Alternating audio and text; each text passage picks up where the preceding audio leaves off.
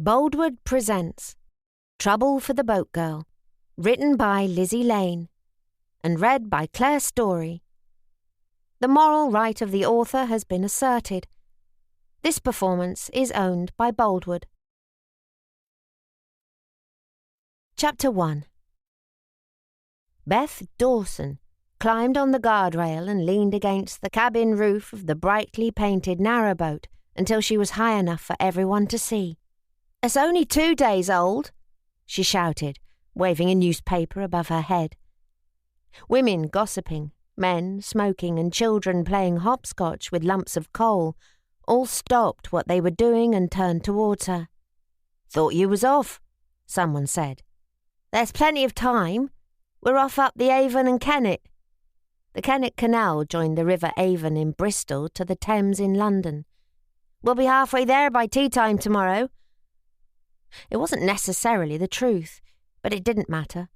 The newspaper was spread in front of her. She was ready and everyone was crowding around. No point in getting her best green skirt dirty, so she hurriedly placed sheets of religious tracts on an upturned barrel before sitting on it. The Baptist minister who'd given them to her would be mortified to see pages of holy words pressed against her bottom, but she gave it no mind. Patting the newspaper flat, she smiled at the gathering crowd. Most were women, their nut-brown faces shaded by bonnets, a style lingering from the last century. Eyes bright with interest, they waited for her to read out loud what they could not read for themselves. 1 or 2 children, their breath warm and sticky against her neck, peered over her shoulder, pretending to read. She knew they couldn't, thought it a shame, and was thankful her mother had taught her well. Front-page stories were read at first. "Mr. Ramsay MacDonald is reported to be thinking of forming a coalition government, although at present this is not confirmed." "Never mind him. What about His Majesty? What's he up to then?" The speaker was Mrs. Bryce. A clay pipe jiggled at the corner of her mouth, gripped with the few teeth she had left. Always knitting, not once did the clickety-clacking of her needles falter. A murmur of approval ran through the crowd, and Beth obliged. "His Majesty the King and Queen Mary are at present staying at Windsor with Prince Edward, the Prince of Wales, and their younger son, the Duke of York." Someone asked if there was a picture of them, or if there was, could she cut it out and stick it up somewhere. "That wouldn't be right," exclaimed an indignant Mrs. Bryce. The needles stopped clicking. She was obviously shocked. "You only have proper pictures of the King and Queen on walls, not fuzzy ones from newspapers. It's disrespectful." Beth thought about it. "I suppose it's better to have any sort of picture than none at all." Mrs. Bryce sucked her lips into a toothless mouth and snorted. The needles resumed their clicking. The other woman smiled triumphantly. She was younger than Mrs. Bryce, though you'd hardly know it. The hard life of providing food and comfort to a large family had taken its toll. The living accommodation barely measured 8 by 10, and sleeping arrangements were like a Chinese puzzle. Wages were low, charity sporadic, and supplies were supplemented from the fields passed en route between Gloucester and the Midlands. Long gone were the days when the boatmen had a cottage as well as a boat. That was before the railways. A carrier had to be competitive in order to survive.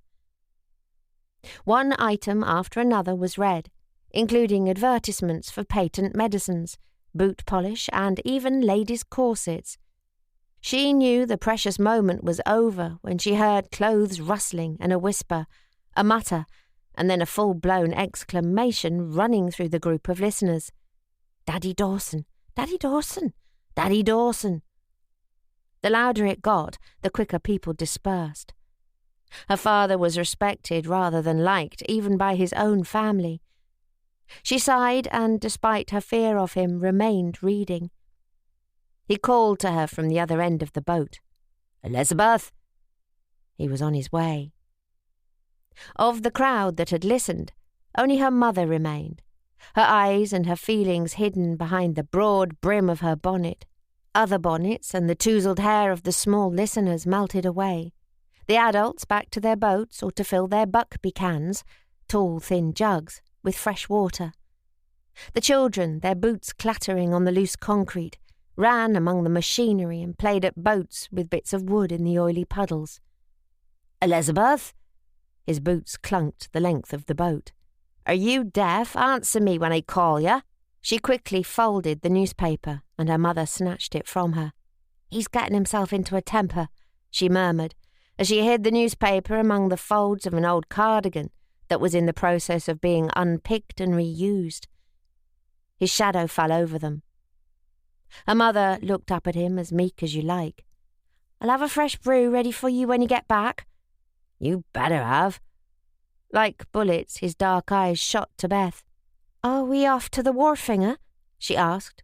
"Why else would I call you, you stupid lump? Now get your backside and next time move a bit faster when I shout, or you'll get the back of my hand. Now, are you ready?"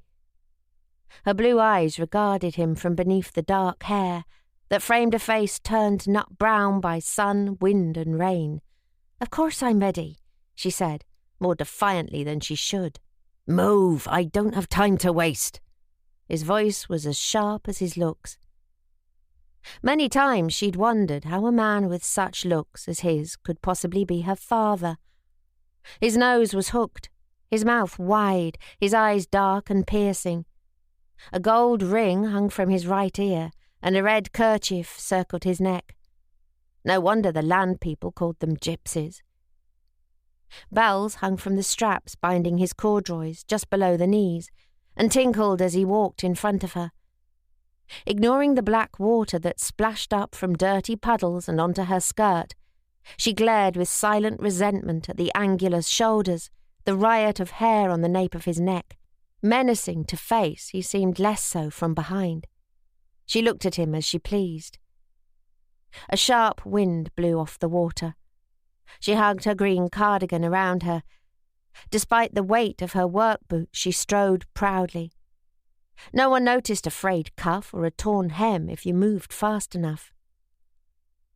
In the shadow of the red brick warehouses, men were piling crates, sacks and tubs on the quay. "Well, hello, me fine young girl," called one sweating stevedore as he straightened from his task. "Now, what could you do with a girl like that?" said another. "Plenty," called a third. "A tramp dressed in rags seems like a lady in silk as long as it's dark." The men all laughed just as they always did. She gave them no regard. They were the same on a dozen wharves the length and breadth of England, rough men brutalised by a hard job and dire living conditions. She could tell by the set of her father's shoulders that he was bristling. It was all her fault, of course. "That's the way of women," he told her enough times. "The sooner Elliot Bevan marries you, the better. Like all women, you're fit only for warming pans, pots and beds." Her cheeks dimpled. Soon she'd be married like any respectable woman of 18, and things would be different. It would fall back on her mother to read the manifest and show him where to sign. For the second time that day, she glowed with pride and didn't care tuppence if pride was a sin. He slowed as they approached the office door, took the cigarette that lodged behind his ear and shoved it into his pocket. "Don't want him to think I earn too bloody much," she heard him mutter. The office walls were a deep shade of brown. The wharf manager sat behind his desk, corn-coloured hair flopping limply over a pink forehead. Although he must have heard the door opening, he did not acknowledge their presence. Beth hung back as hat in hand her father stepped forward, shuffling his feet. "Dawson from Jenny Wren, sir, loaded and ready to go." His voice was low, his words softened by the need to appear subservient. The wharf manager continued to write. He would bide his time. Her father stood rigidly, eyes downcast. At last the wharf manager threw his pen down on his desk, sprawled back in his chair and looked up. "Dawson?" "That's me, sir, Dawson, Daniel Dawson, at your service, sir." The wharfinger, as the wharf managers were called, was new. Been here before? Many times, if you please, sir. I used to see Mr. Turner. He's dead. I'm Mr. Allen, Mr. Harry Allen. He smiled. You can continue to call me sir. A nerve quivered in her father's cheek. Anyone seeing him for the first time might not notice it, but she did. She knew it well. The wharf manager blinked in her direction, looked away, then, as if unsure whether he was seeing things, took another look. Well, hello. What, or should I say who, have we here? His eyes lingered on her face, dipped to her bosom, and came back again as he pushed the manifests across the desk. Her father acted as though he hadn't heard, though she was sure he had. Well, her father might be afraid of this man, but she wasn't. After all, she told herself, he was only being friendly. I'm Beth Dawson, she said brightly. Harry Allen raised his eyebrows. Related to this man? He sounded almost surprised. My daughter, sir, her father muttered. His reluctance to introduce her was painfully obvious in the clenching of his jaw. Good morning, miss. Mr. Allen gave her a slight incline of his head before addressing her father again. You don't need to read the manifest. I can assure you it's precisely as loaded, and you don't need to write your name. A cross will do. There was veiled sarcasm in his voice. His smile was oily, but Beth didn't mind that. He'd given her a cue. It was her turn to take charge. I'm here to read this for me father, and then I'll sign it on his behalf just like I used to for Mr. Turner. Is that all right, sir? She added. Harry Allen raised just one eyebrow now as he lit himself a cigarette. He smiled at her as if she mattered. She smiled back, nervously at first, then more openly because he made her feel special. The chair squeaked as he slid it away from the desk. Is that so? Very unusual for someone from the canals, reading and writing, I mean. Beth didn't care that her father was giving her sour looks. Someone was interested in her. My mother taught me to read and write, sir. I'm named after her. I'm Elizabeth, really, but everyone calls me Beth. My. Can read and write and is pretty with it. What more can a man desire? Pleased to meet you, Beth. We don't often see such prettiness in this dull place. Your presence is most welcome. Much to her surprise, he stood up and bowed stiffly. He brushed back a lank of pale blonde hair that had fallen forward and straightened to his full height before sitting back down again. During that short moment he had towered over them both. He was not a heavy man, neither was he handsome, but he was amenable. Beth felt special. Beth, he said, continuing to address her in preference to her father, would you be so kind as to sign where indicated? He said it so courteously, as though she were one of the ladies she saw getting on and off the train at the station on the other side of the canal. He reached for the pen at the same time as she did. As his hand covered hers, a warm flush exploded on her cheeks and seeped down her neck. Just there, he said. As she signed, she felt his eyes on her. The flush that coloured her cheeks intensified. There, he said. Well, that wasn't too painful, was it? Leaning back again in his chair, he picked up his pen and his gaze returned to the papers he'd been perusing on their arrival. You may go now. His change of tone was instant. They were blanked out. Just as they reached the door, he called out, Dawson?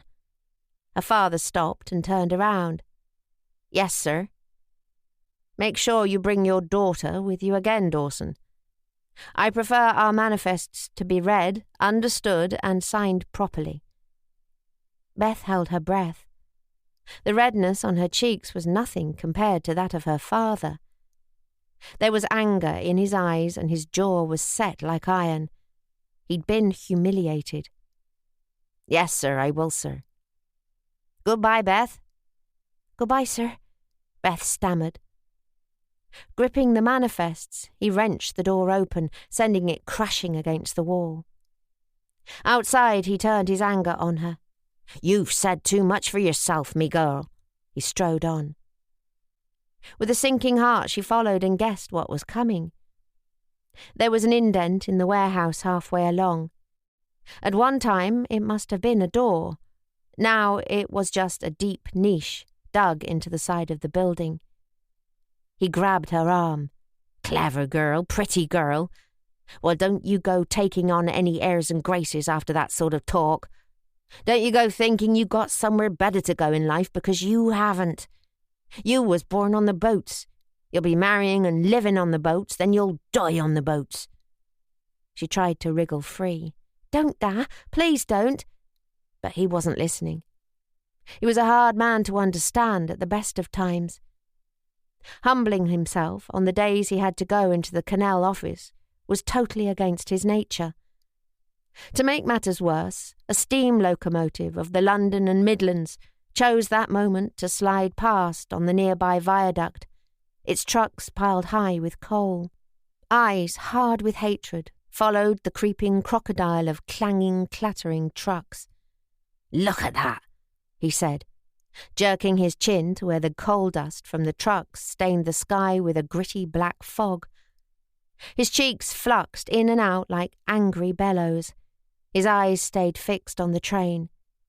"Them railways have damn near killed off the canals, and now these damn motor trucks are hammering the nails in the coffin." His eyes glittered as he watched wagon after wagon pass by and fade into the mix of steam and smoke left by the engine. Bloody railways, bloody lorries, and bloody Gatehouse Carrying Company. Between them, they're killing us all. They're bloody killing us all. Chapter 2. Abigail Gatehouse straightened her tie. It was green with hazelnut flecks, a perfect match to tweed jacket and trousers. She glanced at Anthony before opening her mouth. He was the one above all others that she wished to impress. There has to be a strike. There's no way the boatmen can survive on what's been offered. Anthony Wesley eyed her through the smoke rising from his pipe, as though daring her to continue. There's no way they can survive on fresh air either, and that's all they'll have once they strike. "Perhaps you'd like to donate a bit more to the strike fund," one of the other men said, "seeing as you've reaped the benefit of their labour all these years." Abigail fidgeted in the seat of the high-backed chair, refusing to feel intimidated or guilty. "Just because my father owns the carrying company doesn't mean I've got money to throw around. Besides, I get nothing until I marry." "Just what I wanted to hear," said another wag with sandy white hair and rustic cheeks. "I'll tell the wife I've had an offer I can't refuse." There was more laughter, and the more there was, the angrier Abigail got. "Look here, I'm here to help." Anthony regarded her coolly through a cloud of pipe smoke. His voice was deep. "I hope so. Otherwise we'd think you were a spy." "I'm not." He winked. She blushed, realizing he'd been joking. "I'm not just playing at this in order to pass the time until I get married," she exclaimed. "I really want to help these people." Anthony winked again. "Well, thank God for that." The comment was forgotten, as the main reason for the meeting was discussed further. It was simple. The carrying companies wanted to cut the boatmen's money. "Still goes back as to how we feed ourselves during the strike," said the man with the yellow-white hair. Anthony leaned forward, his dark eyes fixed on the pipe he balanced on his fingers. "Abby is right, there has to be a fund." "And we all have to contribute," Abby said, pleased that he'd referred to her so favourably. It was inevitable that one of the men sitting there would criticise. She readied herself. "All right for them that's got money," grumbled a ruddy-faced man with a hare lip and a starched collar. She sprang to her feet, slapped her hands down on the table, and spat out exactly what she was thinking. "Just because I was born into money doesn't make me heartless. I care how people are treated. I care when men are exploited. Women are forced to live in drudgery and children cry because they've little in their bellies. Is it only the poor that care for the poor? Can you honestly say that every union official or Labour member of Parliament is rich and therefore uncaring? There was a shuffling of feet, as she fixed them with her clear blue eyes, her mouth set in a hard line. One or two coughed nervously. Some, all men of course, averted their eyes. They didn't like looking at her. It was bad enough that she could hold her own in their company. Worse still was the way she dressed. In an effort to gain respect on an equal basis in a male world, her preference was for trousers, shirts and jackets, plus a suitable tie and hat to complement the outfit. She sat down slowly, her lips slightly parted, and her chest heaving with the passion of concerned argument. The room above the bar of the George Inn, a small watering hole set behind the gasworks at the side of the canal, fell to stunned silence. For a moment she felt foolish. What did she really know about the situation? Why didn't she go home, put on a silk frock and sip tea with the rest of her kind? The urge to take flight was overwhelming, but something deep inside, something she believed in with every fibre of her being, forced her to stay. She cared what happened to people. Suddenly there was clapping, a slow, appreciative sound that gradually quickened, then gained in tempo. They were applauding her? She could hardly believe it. Her eyes met Anthony's. Judging by the look in them, it was him that had started the clapping. He was smiling, his pipe still gripped in the corner of his mouth. More hands followed his lead. Basking in their appreciation, she blushed again. All she had ever wished for was her opinions to be respected, especially by Anthony. At long last, it appeared her wish had come true. The sound of shouting and the bar door crashing open from beneath them stopped everything. Anthony sprang to his feet and took charge. "Everybody out." "A stoolie! We've got a stoolie!" someone cried. Anthony flung open the door and then closed it quickly. "They're heading for the stairs."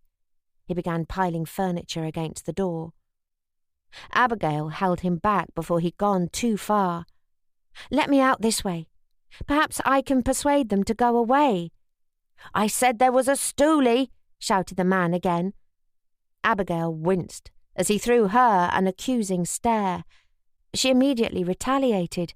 "Stupid man." "Do what you can," said Anthony. He took her arm and guided her out through the door. "We'll pile furniture against the door once you're out." She held on to the doorknob. "You have to get out, Anthony. You know it's you they're after." Her voice was full of fear. "I'll climb out the window. Now go on, get out." He pushed her out onto the landing. "I'll bring the car round." He nodded, then closed the door. Taking a deep breath, she patted her hat down firmly on her head and smoothed her jacket. Her legs were shaking, though if anyone asked, she'd never admit it. "Oh, I'm just doing this very brave thing because I feel the likes of us should lead from the front."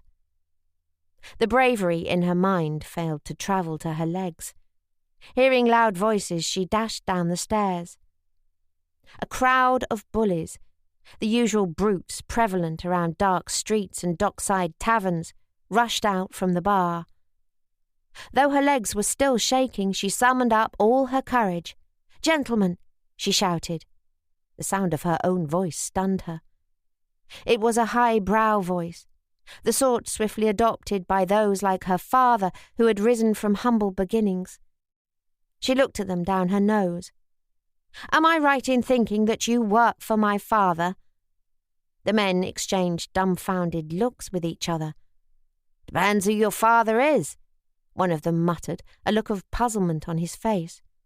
"My father owns a carrying company," she said, preferring not to divulge her father's name, just in case one of them might recognize who she was. "Begging your pardon, sir, or madam, whatever you are," said the man who appeared to be their leader. He jerked his head. "Go on, get out of here." He moved aside to let her pass. Although they touched their forelocks, she knew he was making fun. "Sir? Are you sure that's a sir?" said a less quick-witted of their number. "I swear I smelled perfume." She ran to her car. The men behind her began to laugh. "Fetch him back, I'm still not sure whether it's a man or a woman." "Oi!" someone shouted after her. Glancing over her shoulder, she saw them hanging out of the pub door. Two looked about to give chase. Her courage left her. Using both hands to turn the starting handle, she prayed that the crabby engine of the Austin would start quickly. Sometimes her car seemed to have a mind of its own. Tonight, grumbling and choking, it rattled into life. "Thank you, car," she said, sliding into the driving seat. The men were banging on the roof and the windows. Their faces were ugly and distorted like monsters in dreams. She put the car into gear and found herself driving along the alley that ran between the gasworks and the pub. It was wrong, so wrong. The window Anthony would have to climb out was in the opposite direction. Just as she was about to slam the car into reverse, she saw a red glow from a lit match. Someone was standing between the pub and the corner of the road that led from the canal into the town. Someone was lighting his cigarette. Suddenly she glimpsed his face. It wasn't Anthony, but it was someone she knew.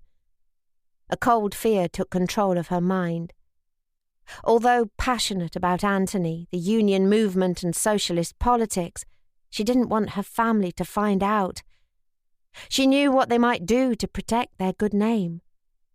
They'd put her aunt away because they said she was mad when she fell in love with a merchant seaman.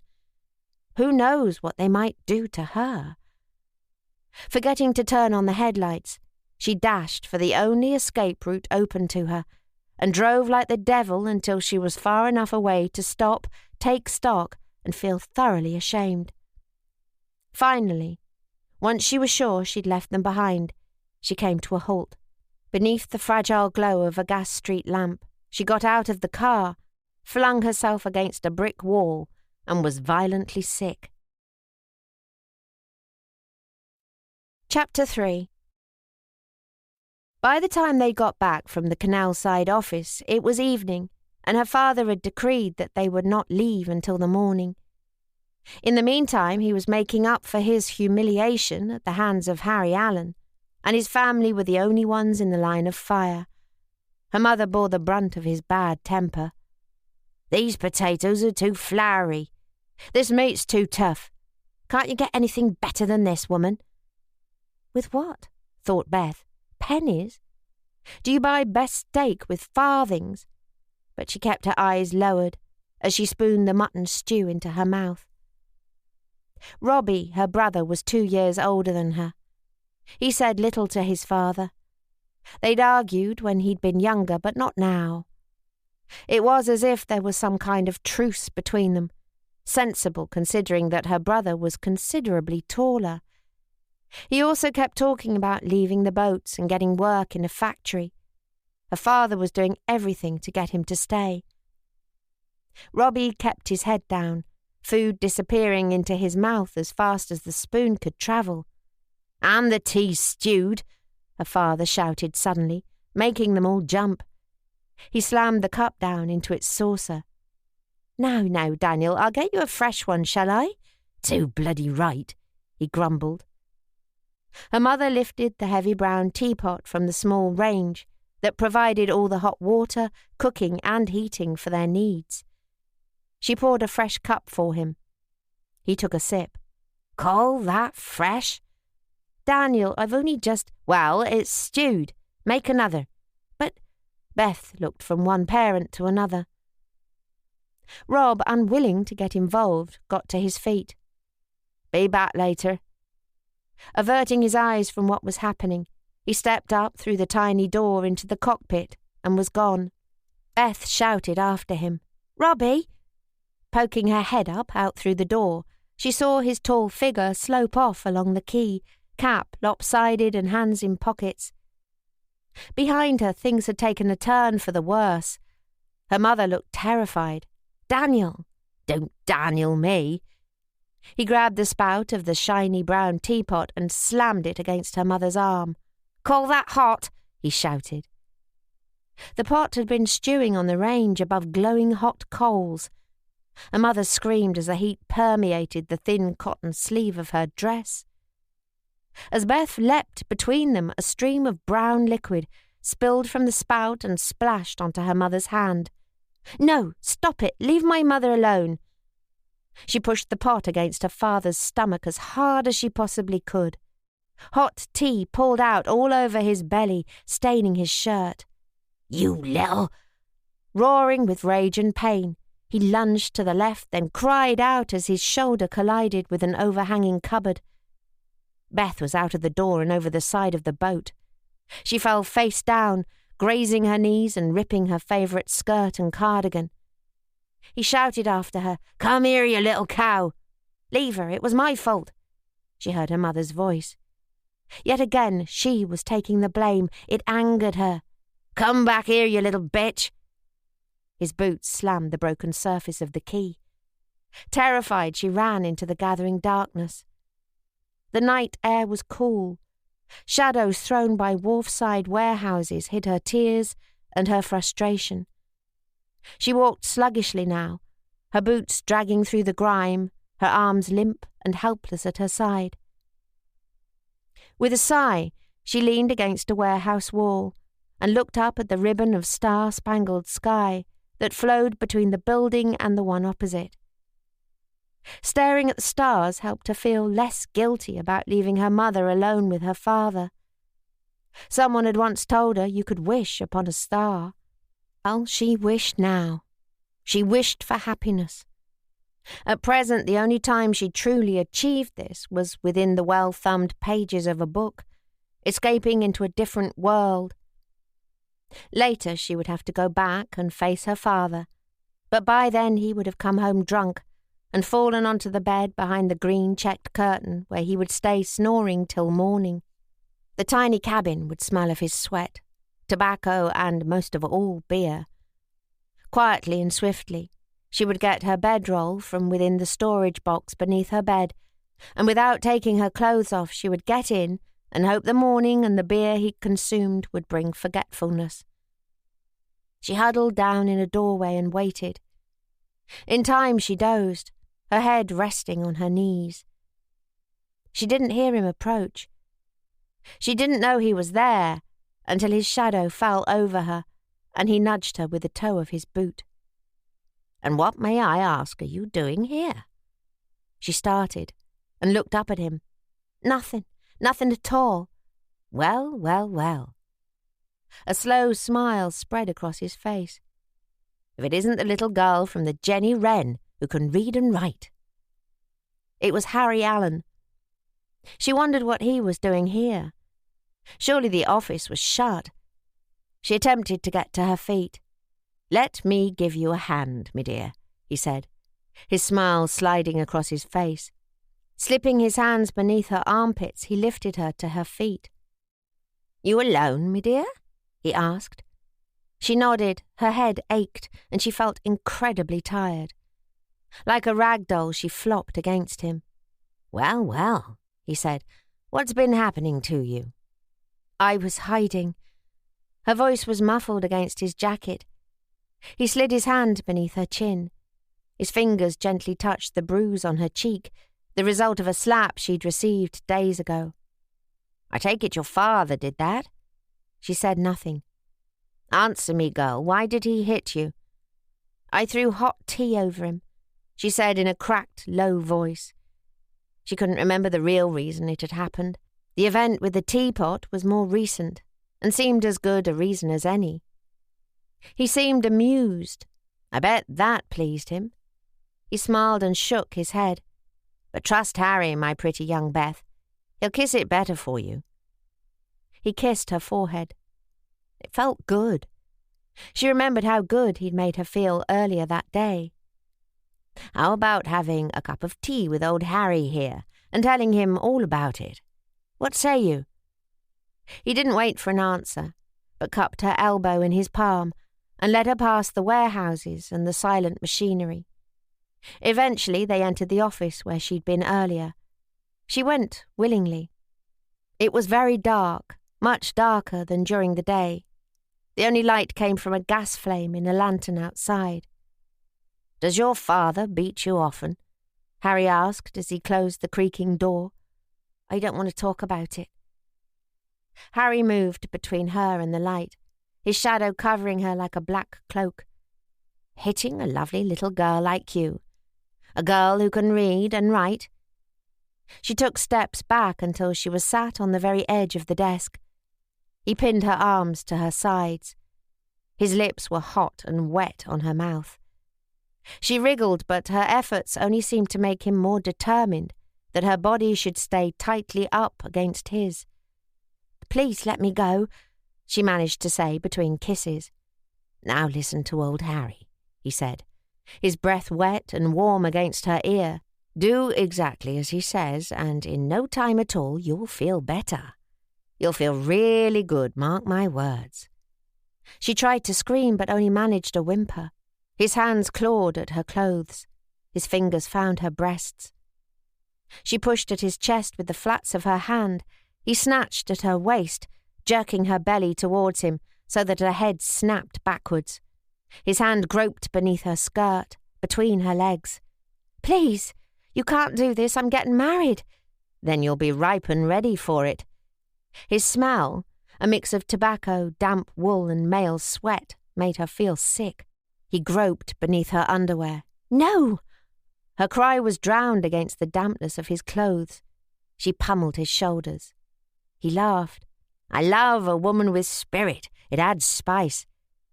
She was helpless. As he did what he did and the pain flooded over her, she kept her eyes closed and pretended she wasn't there. Eventually it would be over. She wouldn't always be in this room. Time would pass and she would be in another place. At last he pushed her away. As with that morning, his tone shifted from smooth to sharp. "Go on, get out of here. I've got important business to attend to. Go on, back to your boat." He grabbed her suddenly. "But say nothing, right? Or it'll be the worse for you and your damned father." He pushed her out of the door. Sobbing, she tried to rewrap her clothes around herself as she ran along the quay. There was an aching in her belly and stickiness between her legs. She knew she was bleeding and badly wanted to wash the blood and the smell of Harry Allen from her body. She'd heard of other girls ruined by men's promises. Some had thrown themselves into a lock when the waters were rising and boats were banging against each other. She'd wondered at their bravery, their despair. Tonight she understood exactly how they'd felt. At a dark turn between warehouses, she came to a small inlet of water, a remnant of a narrow canal no longer used. She vaguely remembered that it ran towards Stroud and Nailsworth, between lines of thorn and weeping willow. So pretty it used to be, not dank and dark like it was now. Gripping her stomach, she stood so that the toes of her boots hung over the edge of the wharf. Through bleary eyes she looked down at the dark water. It looked so far off, yet so cool, so clean.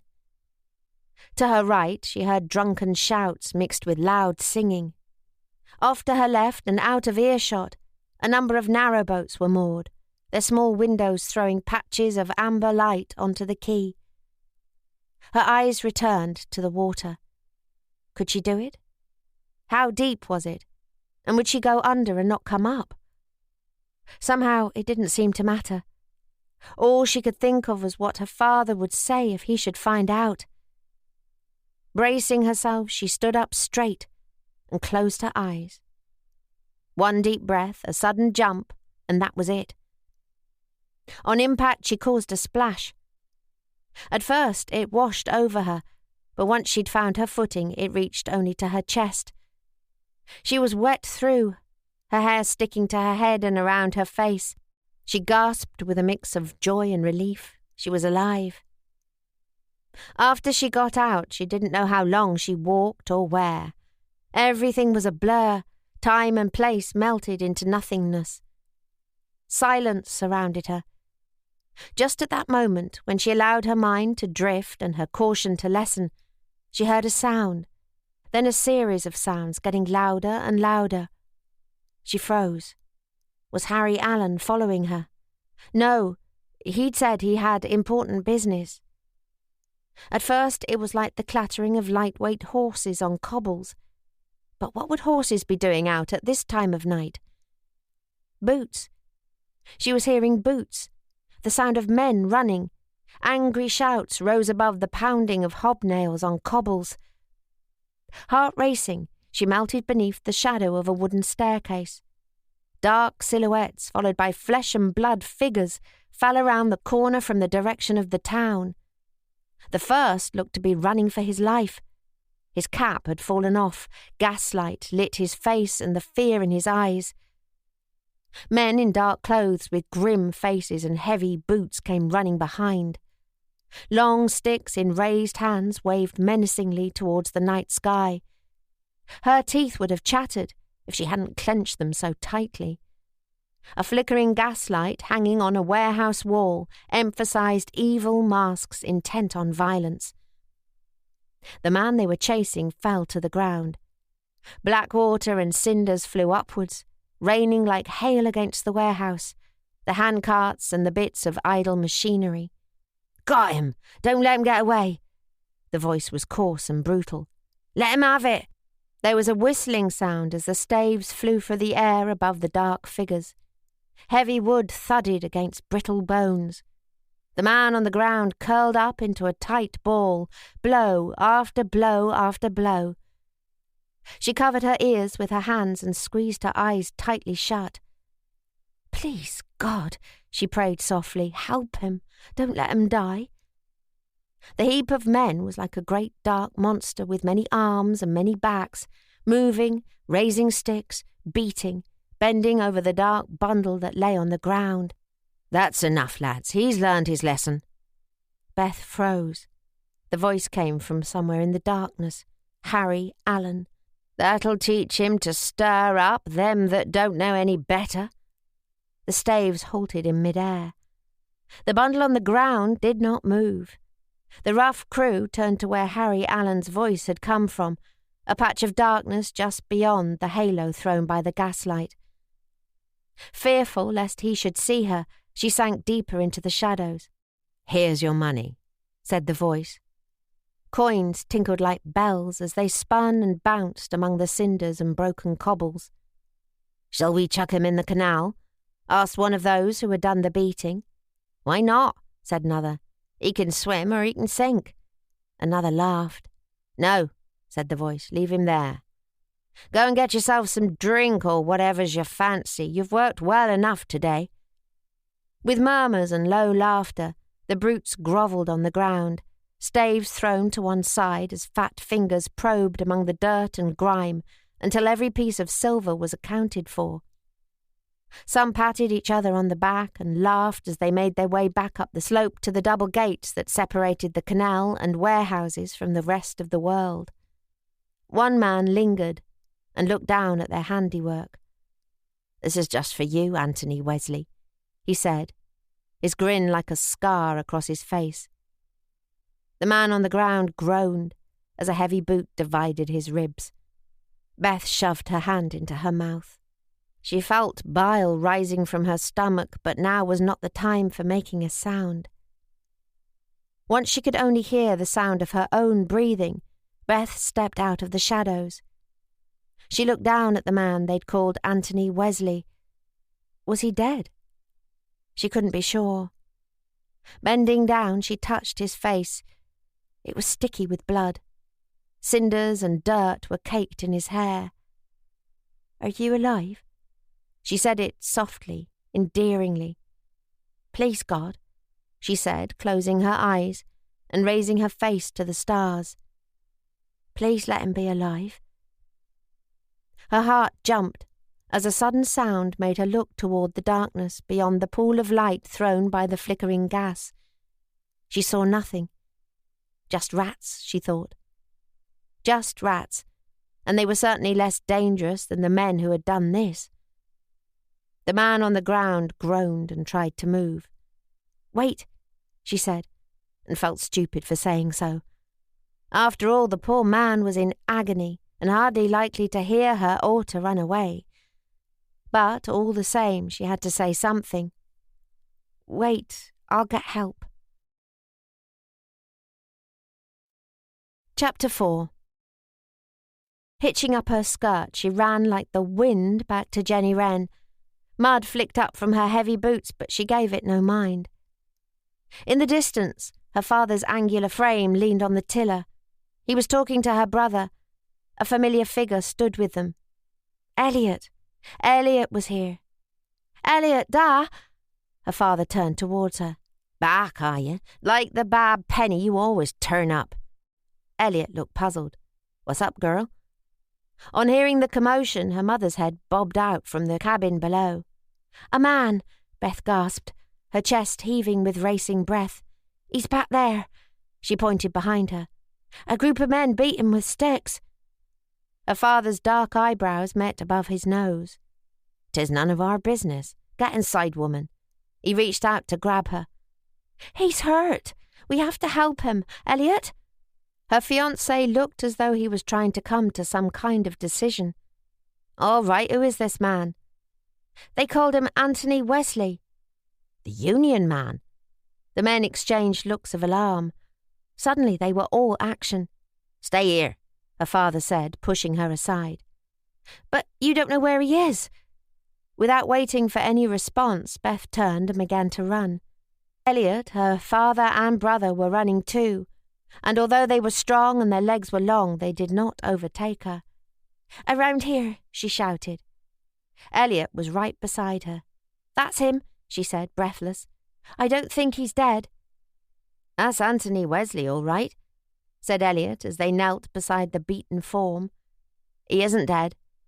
He shook Wesley's shoulder, but only gently. "Wesley?" The man on the ground groaned. "We've got to get him to Jenny Wren," Beth blurted. "Ma will know what to do. She'll take care of him." Elliot frowned at her. "What were you doing out and about, anyway?" The truth flashed through her mind. Harry Allen. Her blood pulsed with shame. No one would know. She adopted a confident air. "Well, there you are," she said cockily, determined to keep what had happened a secret. "It pays for a woman to do what she wants now and again, doesn't it?" He frowned. "Not once she's married, just bear that in mind." She told herself he didn't mean it. She'd known him a long time. "So what now?" muttered her father. The sound of whistling preceded Robbie's arrival. He looked to each of them in turn, and then to the man on the ground. "What's going on? Who's he?" Elliot explained the basics, then went on to fill in a few details. It was well known that Elliot had had more to do with the union than the rest of them. These thugs were hired by the carriers. Just goes to show that Anthony here was certainly really putting the wind up Mr. Gatehouse. "We've got to get in touch with his people. They were meeting down at the George." He pushed at the peak of his cap. "Someone had better go and find someone to collect him." "I'll go," said Robbie. Without waiting for agreement, he was off, kicking up stones from the heels of his boots. Elliot addressed her father. "Look, I'd have him on Agincourt, but I'm off up to Worcester within the hour. Can your missus do something for him until his people come?" Beth's father slid his cap back on his head, spat to one side, then nodded. "We'll get 'em sorted." Supported between the two men, Anthony Wesley was carried back to the boat. Beth walked behind. In a strange way, she was glad this was happening, though sorry for the man it had happened to. But at least it had taken her mind off Harry Allen and what had happened to her, except that he'd been there. 2 alarming incidents, and Harry Allen was responsible for both. She shivered. She couldn't tell anyone. Between them, her father and Elliot manhandled Anthony Wesley onto the boat. "Beth!" Elliot disembarked and caught her arm before she climbed aboard. He saw her eyes follow Anthony until he was out of sight. "He'll be all right once he's fixed up." I'll be seeing you when I gets back from Worcester, then." She started as though she'd been daydreaming. "Yes, of course you will." "And we'll post the banns. Won't be long now." He said it gruffly, matter-of-factly. Elliot had never been one for sweet talk. She looked up at him, her face shiny in the moonlight. "No, not long." Quick as a flash, he planted a kiss on her cheek. She gasped and stepped back. He frowned. It was only a kiss. She smiled. "You surprised me, but I liked it." He nodded. "Good." Beth watched him go, and although she could not describe what she felt as being in love, she did feel something. Once he was out of sight, she climbed over the side of the boat and down into the cabin. Wall-mounted oil lamps glazed the wooden walls with a honey-coloured glow. Her mother was pouring hot water into an enamel bowl perched on a ledge beside the range. Anthony Wesley lay on the floor with a patchwork quilt over him. "We couldn't get him into the bed," her mother said by way of explanation. The bed lay beam on but was half obscured by cupboards on both sides and a curtain hanging from the space in between.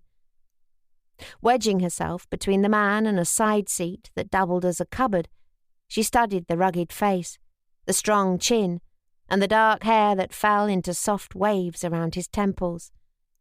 Tentatively, just in case he should jerk with pain, she touched a raw spot on his cheek. A muscle quivered in his jaw, but he did not stir. "He's very brave," she whispered. Her mother sighed. "Some men are. Most just think they are. But there, let's get on with it. You lift him and I'll take his jacket and waistcoat off." Heavy as he was, Beth wrapped both arms around his torso. It was a struggle to raise him from the floor. Her father had the strength to do the job better, but there was only room for two to kneel in the tiny cabin. Besides, this was women's work. He'd left them to it and gone for a smoke. Hands turning pink from warm water, they bathed his wounds. Beth unbuttoned his shirt and rolled up his vest. She paused before attempting to pull both off over his head, staring at his body, its attraction enhanced by the smell of the shirt she held against her chest. She sensed her mother looking at her questioningly. Their eyes met.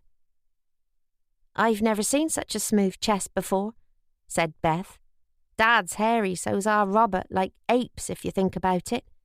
"Keep your voice down. Your father wouldn't like being called a monkey." They giggled. When it was just the two of them, the cabin of the Jenny Wren was a warm, happy place. When her father was there, it was a different matter. It was hard not to stare at him as she bathed his chest. At the same time, she breathed in his smell.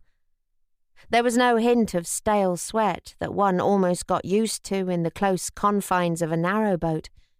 It was pure maleness, fresh and enticing. "I'll get more water," said her mother. Left alone, Beth touched the sore spots on his ribs where dark bruises were forming. His flesh shivered in response. His ribs needed to be bandaged.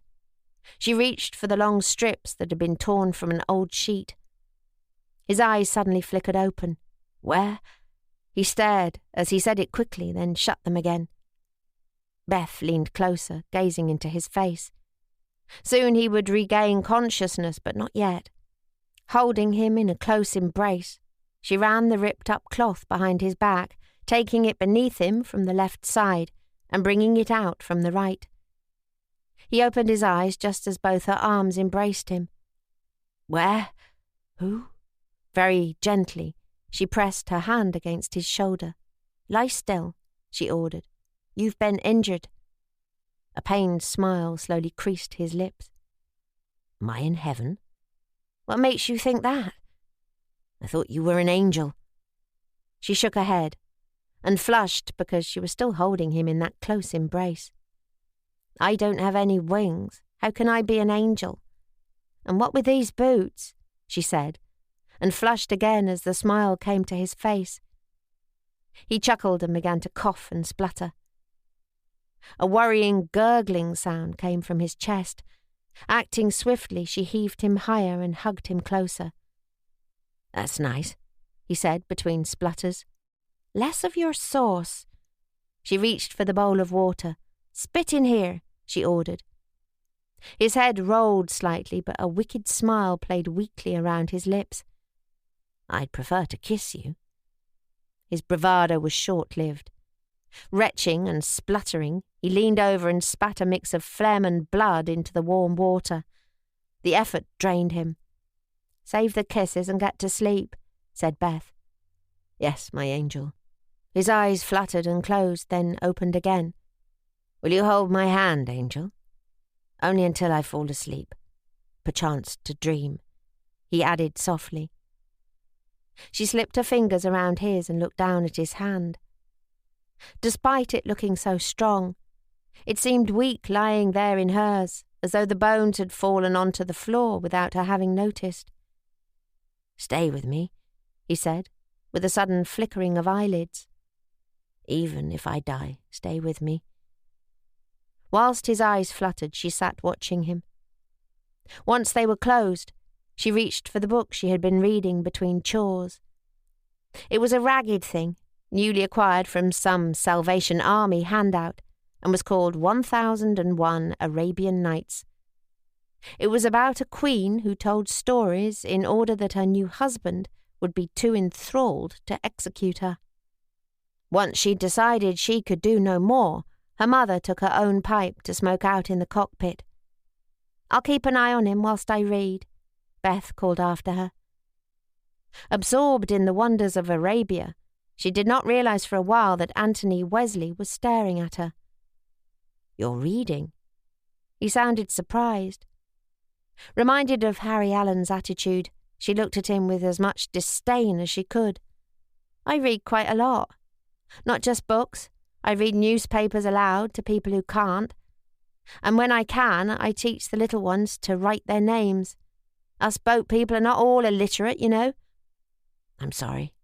I didn't mean to offend you. Folk must appreciate you reading to them."